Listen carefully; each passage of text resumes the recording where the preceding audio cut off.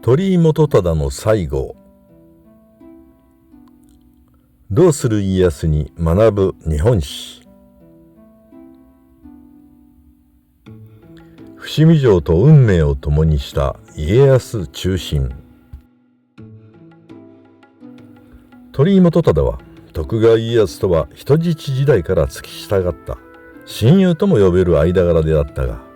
関ヶ原の合戦の前哨戦であった伏見城の戦いで壮絶な最後を遂げた。鳥居元忠の最後を詳しく見ていこう。鳥居元忠は父の忠義が家康の祖父の代から松平家に仕えたという譜代の家に生まれ、幼名は鶴之助であった。13歳になった元忠は今川氏の人質となっている家康に仕え、苦労を共にしたため何でも話し合える親友のような関係にあった。また父親の忠義は人質となった家康に衣類などを送り、また主人が不在の松平家を支え続けた。やがて家康に旗本に抜擢された元忠は三方ヶ原の戦いや長篠の合戦でも功名を挙げている。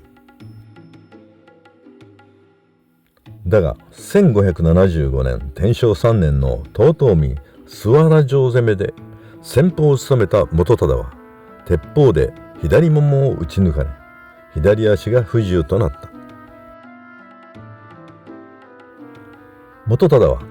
武田勝頼の高天神城攻めの時も険しい山道に陣を張った。ところが何日経っても兵糧が届かず、元忠の部隊は飢えに苦しんだ。見かねた友回りの者が元忠の食事だけを近くの農家から調達してきて差し出した。すると飢えた兵士たちを前に元忠は将たる者が兵士と苦労を共にせずしていかに戦功を挙げられるか、何時らと餓死することこそ本望であると叫んで、運ばれた食事を目の前の谷底に自ら捨て去ったという。元忠の律儀さや頑固さは有名で、家康が豊臣秀吉の家臣となると元忠は家康と共に上洛した。すると秀吉は元忠に官位を贈ろうとした。しかし元忠は、拙者は三河育ちの田舎者なれば官位を得て殿下の御前にまかり出るような器量は持ちませぬと何度も辞退し続けている。そんな元忠を家康は信頼して関東入国の時には下総矢作4万石を与えている。1600年慶長5年6月、家康は上杉景勝の討伐のために挙兵する。東国へ向かう前日に伏見城に立ち寄った家康は一人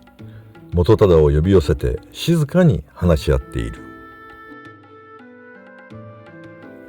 伏見城は家康が会津へ向かえば石田三成が挙兵して一番に襲ういわば死地であることを二人は十分に理解していた。家康は真っ先に血祭りに挙げられ死ぬことが分かっている伏見城の守りを親友ともいえる元忠にしか頼めなかったのである。元忠は家康が多くの兵士を守りに残そうとすると、上杉は豪敵なため一人でも多くの兵を連れて行くべきだと答え誇示している。